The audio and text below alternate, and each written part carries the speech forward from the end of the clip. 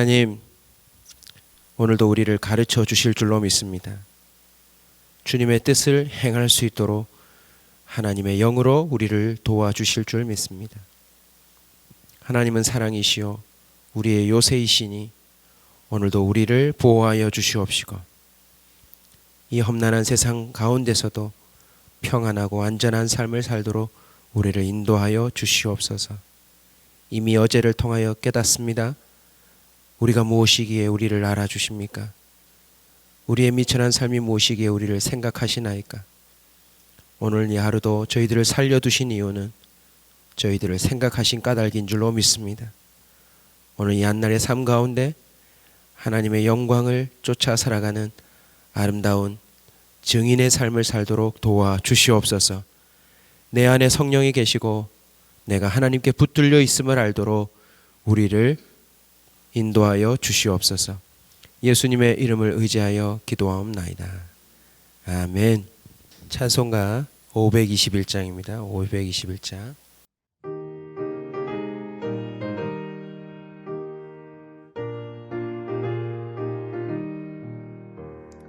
구원으로 인도하네 그 문은 참 좁으며 생명으로 인도하네 그 길은 참 험하니 우리 몸에 지워있는 그 더러운 죄짐을 한없이 벗어놓고 힘써서 들어갑시다. 구원으로 인도하네 그 좁은 문 들어가 영생으로 인도하네 그 생명길 갑시다. 이 세상에 많은 사람 그 문으로 들어가 넓은 길로 갈지라도 멸망으로 끝나니 세상 헛된 복의 영화 모두 내어버리고 주의 말씀 순종하여 그 생명길로 갑시다. 구원으로 인도하는 그 좁은 문 들어가 영생으로 인도하는 그 생명길 갑시다.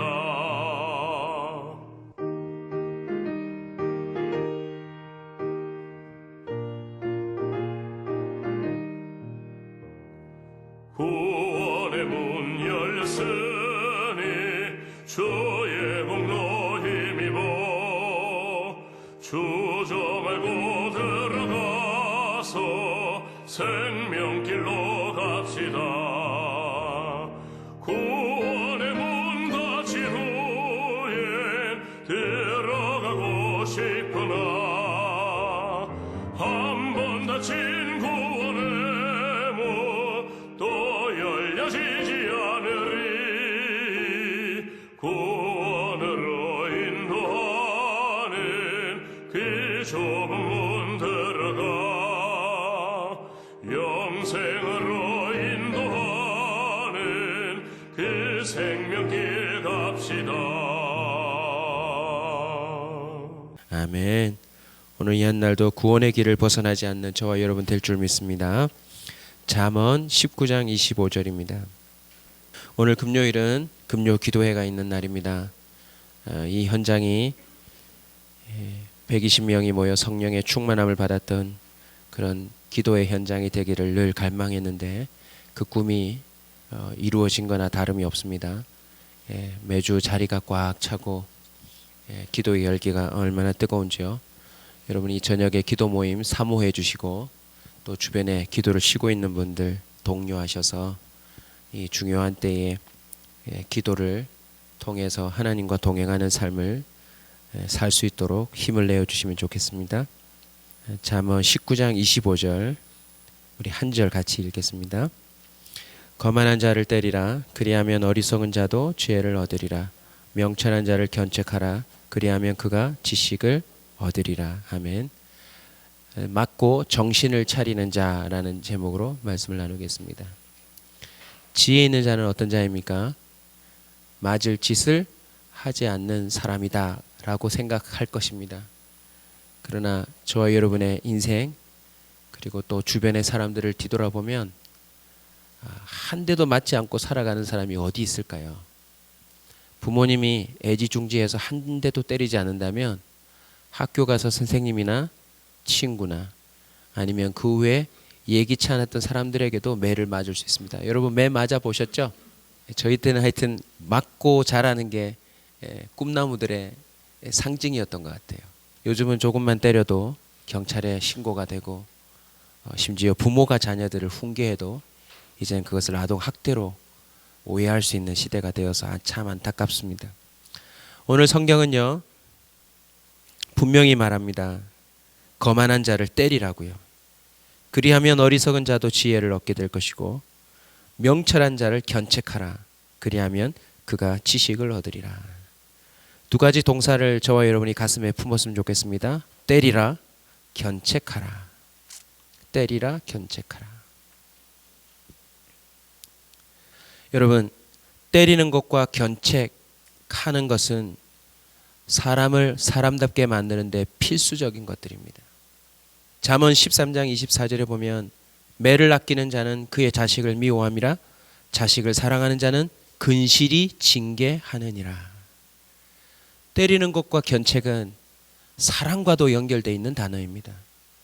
물론 이것이 때때로 오바되거나 오해 살만한 경우도 있지만 성경에서 말하는 그 때리는 것과 견책은 언제나 사랑을 기초로 합니다. 사무엘하 7장 14절에도 이런 기록이 있습니다. 나는 그에게 아버지가 되고 그는 내게 아들이 되리니 그가 만일 죄를 범하면 내가 사람의 매와 인생의 채찍으로 징계하려니와. 어린 저에게도 새겨져 있는 단어예요. 내가 죄를 지으면 사람의 매와 인생의 채찍이 있구나. 이 매질과 견책은 생각보다 많은 유익을 줍니다.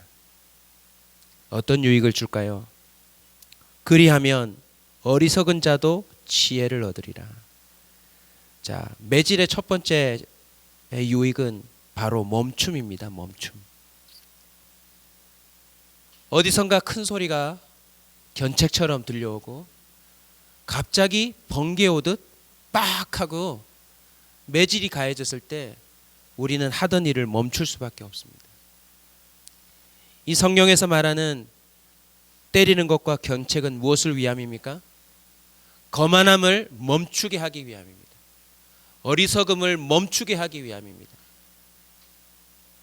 죄를 짓는 것들을 그 순간 끝내게 하기 위해서입니다.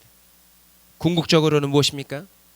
멸망으로 가는 걸음을 멈추게 하기 위함인 것입니다. 그래서 이것을 막고 정신을 차리는 자는 구원받은 자입니다. 사소한 견책이라도 사소한 매라도 그것을 불만스럽게 생각할 것이 아니라 자신의 삶에 어리석고 거만하고 미련하고 죄와 관련되어 있는 삶들을 멈추는 도구로 활용할 줄 안다면 그 사람은 지혜자입니다. 하나님은 성경 거의 모든 곳에서 인간과 상대하실 때에 빠뜨리지 않는 마음이 있습니다. 멈추라는 거예요. 멈추라는 거. 잠깐 멈춰라. 혹시라도 저와 여러분의 인생 가운데 사람의 매와 인생의 채찍이 있다면 여러분의 거만하고 어리석고 미련하고 게으르고 나태한 삶을 끝내고 멈추는 도구로 삼을 수 있기를 주의 이름으로 축원합니다. 뭔가 막히고 뭔가 아프고 뭔가 속상하고 뭔가 이거 징계다 싶은 일들이 혹 생기거든 그걸 두고 왈가왈부하지 마시고 내 삶에 멈춰야 될 것이 무엇인가 생각하신다면 그것이 지혜가 될 줄로 믿습니다. 두 번째 의미는 돌이키는 겁니다. 멈췄다가 다시 하는 자들이 있어요. 이 매질은요 돌아오게 하는 것입니다. 그래서 이 성경에 등장하는 단어를 좀 더 깊은 내용을 찾아보면 채찍질하여 나아가게 하다라는 의미가 있어요. 여러분, 말이나 짐승이나 그 어떠한 도구들에 대해서 어떻게 해야 합니까? 그 주인이 나가고자 하는 방향으로 박차를 가하다라고 한 것처럼 아픔을 주므로 마땅히 가야 될 방향으로 더 속력을 내고 머뭇거리지 아니하고 뛰고 달릴 수 있도록 만들어 주더라는 것입니다. 맞고 정신을 차릴 뿐만 아니라 우리가 마땅히 나아가야 될 곳으로 나아가는 걸음이 있어야 될 줄로 믿습니다. 오늘 본문에 보시면 어리석은 자가 지혜를 얻는다고 했는데 성경에는 이 지혜라는 단어를 여러 단어로 표현합니다. 오늘 25절에서의 이 지혜는 사려 분별을 의미합니다. 사려 분별. 이제 맞는 이 순간을 통하여서 생각할 줄 알게 된다는 거죠. 아, 이게 이 정도의 위험한 거구나. 이게 이 정도로 안타깝고 고통스럽고 위험하고 속상한 일들을 만들어낼 수 있는, 파생시킬 수 있는 그런 행동이구나. 내가 잘못 생각했구나 라고 하는 사실들을 이제는 생각할 줄 알게 만들어주는 게 이 바로 때리는 것과 견책이라는 것이죠. 잠언 23장 14절을 보시면 네가 그를 채찍으로 때리면 그의 영혼을 수월에서 구원하리라. 할렐루야.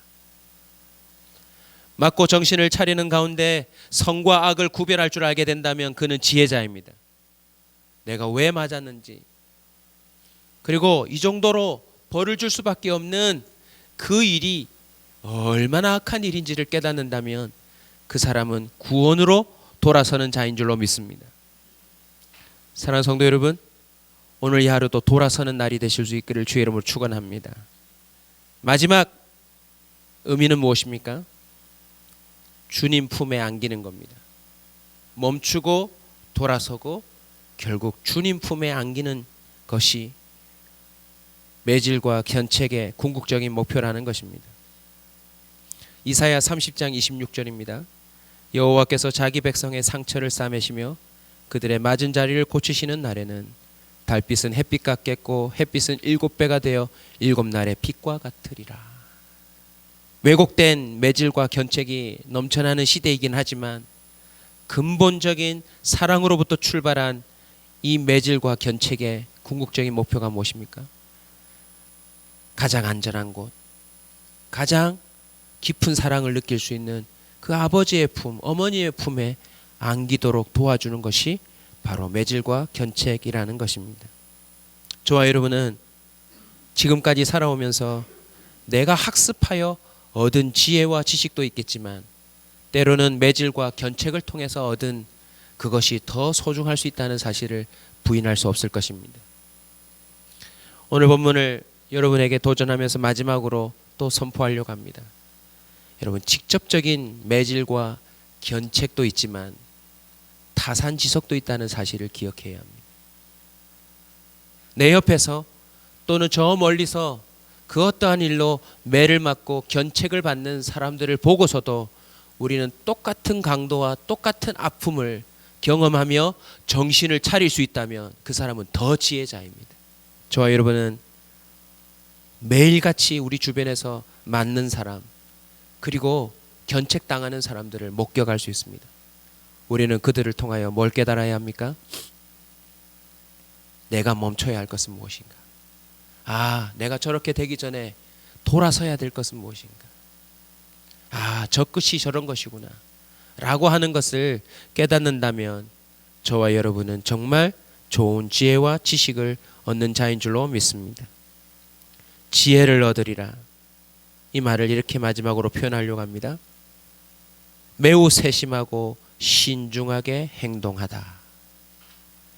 이 19장 25절에서 말하는 지혜는 매우 신중하고 세심하고 신중하게 행동하다. 여러분, 매질과 견책은요, 그 사람을 세심한 사람으로 만듭니다. 그리고 사려가 깊고 배려를 할 줄 알며 자신의 삶을 보호할 줄 알 뿐만 아니라 다른 사람의 삶도 지켜낼 수 있는 그런 사람이 될 수 있는 줄로 믿습니다. 아멘. 예를 들면 이런 거죠.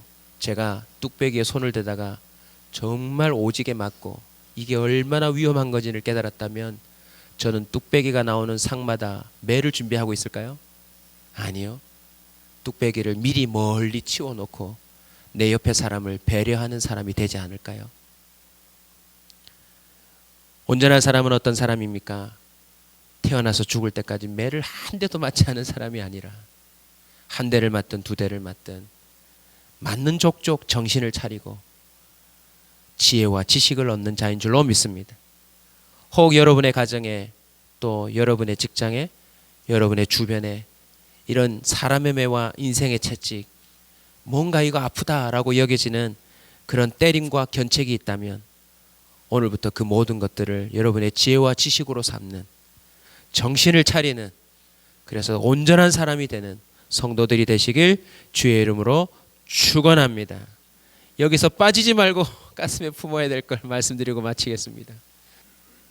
예수님이요 진짜 우리가 맞아야 될 건 다 맞으셨어요. 금에 맞았으면 우리 죽었어요. 끝났어요. 온몸과 영혼이 다 터졌을 것입니다. 근데 하나님이 친히 우리의 죄를 짊어지시고 그가 친히 찢기고 또 터지고 온갖 모욕을 다 받으며 그 죄값을 다 치르셨기에 우리가 오늘도 성한 몸으로 오늘도 우리가 지혜와 지식을 얻은 자로 살아가는 자 된 줄로 믿으시기 바랍니다. 짧지만 과거를 뒤돌아보며 나를 때리고 견책해 주신 하나님께 감사하십시다. 또 그것 때문에 정신을 차리게 된 것을 하나님께 또 감사하며 영광을 올려드리십시다. 그리고 또 우리가 지혜롭게 우리 자녀들, 우리 형제들, 또 내가 맡은 영혼들을 잘 견책할 수 있는 사람이 되도록 간구하시고요. 지금 이 순간에 혹시 그 때림과 견책을 받고 있는 사람들 위해서도 기도하기를 소원합니다.